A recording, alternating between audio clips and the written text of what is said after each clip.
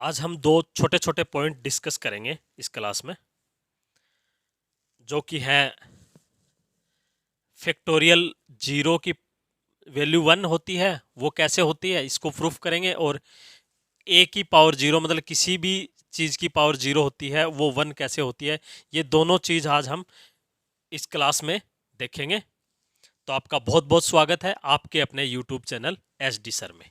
आइए देखते हैं कैसे होता है ये। देखो सबसे पहले इसको लेके चलते हैं, ठीक है भाई। ये दोनों चीज देखेंगे तो पहले हम इसको प्रूफ करेंगे। इसको मैं आपको दो तरीके से बताऊंगा, देखना। ये समझने से पहले आपको ये पता होना चाहिए भाई, factorial n is equal to n into n minus one into factorial होता है। ये आप सब जानते हो अच्छी तरीके से। और इसको अगर मैं ऐसे लिख लूं,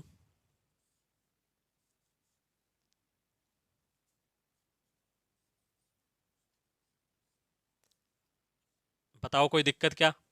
और अब यहां पे मैं n की value put n is equal to one, मैंने n की वैल्यू 1 रख लूं तो देखो कुछ ऐसा बन जाएगा क्या। और यहाँ पे कुछ ऐसा बन जाएगा क्या। ये फैक्टोरियल 1 है, इसकी वैल्यू ये तो आप जानते हो भाई, इसकी वैल्यू 1 होती है, नीचे 1 है। और ये 1 माइनस वन क्या हो गया, 0 फैक्टोरियल। और ये क्या हो गया आपका फैक्टोरियल 0 टू 1। ये ऐसे होता है भाई, ये छोटा सा प्रूफ है, कोई बहुत बड़ी बात नहीं है। ये तो क्या है आपकी मैथमेटिकली अप्रोच है आपकी, ठीक है। ये क्या है, ये आपकी मैथ की अप्रोच है कि कैसे निकालना है। एक आपको मैं बताता हूं कि ये डिफाइंड कहां होता है, अगर आप छोटी सी चीज जानते हो तो। आप इसके बारे में जानते हो कि मेरे को ये बताओ, कॉम्बिनेशन पढ़ा है क्या आपने, NCR। इसका मतलब क्या है, इसका मतलब क्या होता है, इसका मतलब होता है कि the method of selection of R items from A set of N items. और यहाँ पे ऑर्डर मैटर नहीं करता है, order of selection does not matter. मतलब कि सिलेक्शन का ऑर्डर क्या हो, इसका मतलब ये होता है कि यहाँ पे NCR ये कॉम्बिनेशन है भाई। कॉम्बिनेशन में पढ़ा होगा आपने, ये परम्यूटेशन और कॉम्बिनेशन पढ़ते हो ना, उसमें आपने ये चीज पढ़ी होगी। इसका मतलब क्या है कि n चीजें हैं कोई, और उनमें से r चीजों का बिना ऑर्डर का ध्यान रखे हुए सिलेक्शन करने का एक मेथड है ये, इससे हम निकालते हैं। जबकि यानी कि किसी n कोई n चीज होती है, उनमें से जब r चीज निकालते हैं ऑर्डर का बिना ध्यान रखे, तो उसको हम इससे करते हैं, NCR का फॉर्मूला लगाते हैं और हम इससे क्या करते हैं, इसको निकालते हैं। और इसका फॉर्मूला होता है क्या है भाई, इसका फॉर्मूला होता है ये, इसका ये फॉर्मूला होता है भाई, आप जानते हो इसको अच्छी तरीके से।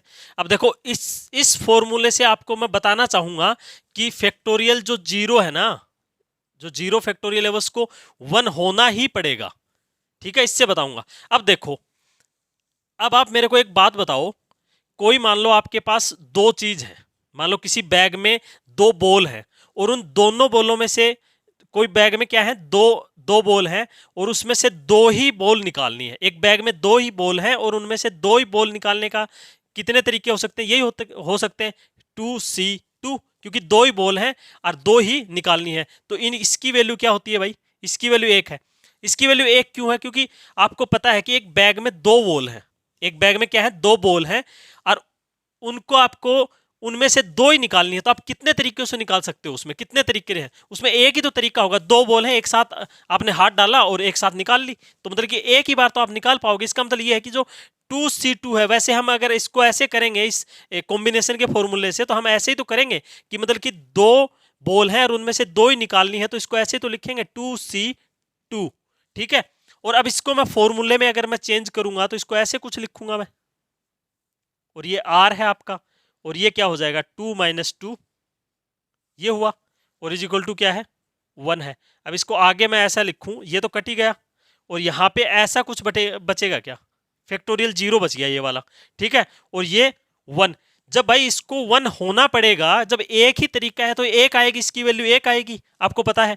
जब इसको अगर एक हो, अगर यहाँ पे वैल्यू 1 आएगी या 1 आएगी, तो इसको फैक्टोरियल जो जीरो है ना उसको डिफाइंड होना ही पड़ेगा और उसकी वैल्यू 1 होनी ही पड़ेगी। अब देखो अगर यहाँ पे कुछ अगर जीरो हुआ तो ये नॉन डिफाइन हो जाएगा, अगर कुछ और हुआ तो ये 1 नहीं आएगा। तो इसको फैक्टोरियल जीरो को अगर आप ऐसे भी देखोगे तो इसे 1 होना ही पड़ेगा, इसे 1।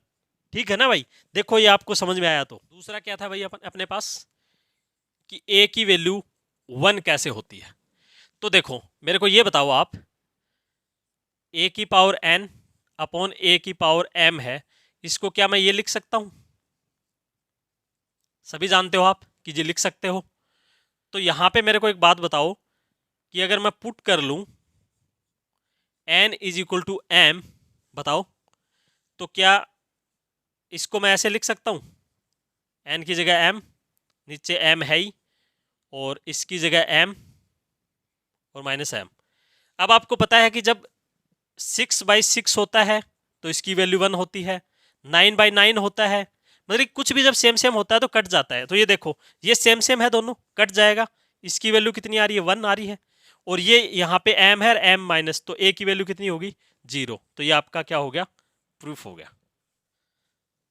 देखिए भाई आपने एक फैक्टोरियल जीरो की वैल्यू 1 कैसे होती है वो आपने दो तरीके से सीखी होगी, आपको समझ में आया होगा अच्छे से। और ए की पावर 0 है वो आपने वो भी सीखा होगा कि कैसे आता है। ये दो पॉइंट में डाउट रहती है, तो भाई मैंने आपको ये दोनों पॉइंट समझाए और कुछ अलग तरीके से समझाए आपको फैक्टोरियल जीरो की वैल्यू, और आपको आई होप अच्छे से समझ में आए होंगे। तो वीडियो को लाइक ज़रूर करना है और अपने दोस्तों के साथ इस वीडियो को शेयर करना है और चैनल को सब्सक्राइब कर लेना है। मैंने अपने चैनल पे एक भाई सीरीज चला रखी है जिसमें मैं नंबर सिस्टम पढ़ा रहा हूँ, और उसको मैं रेगुलरली वीडियो अपलोड कर रहा हूँ, जिसमें मैंने 2 क्लासें मैं अपलोड कर चुका हूँ। एक क्लास ये जिसमें मैंने बेसिक और बाइनोमियल थ्योरम पढ़ाया है, एक में मैंने फर्मेट थ्योरम पढ़ाया है इसमें। ठीक है भाई, तो अगर किसी को ये क्लासें देखनी है तो इस वीडियो के डिस्क्रिप्शन में आपको लिंक मिल जाएगी, जाके देख लो। बाकी आज मैं इस क्लास को, आज इस सीरीज को मैं कंटिन्यू नहीं करूंगा क्योंकि आज संडे है। और आपका बहुत बहुत धन्यवाद।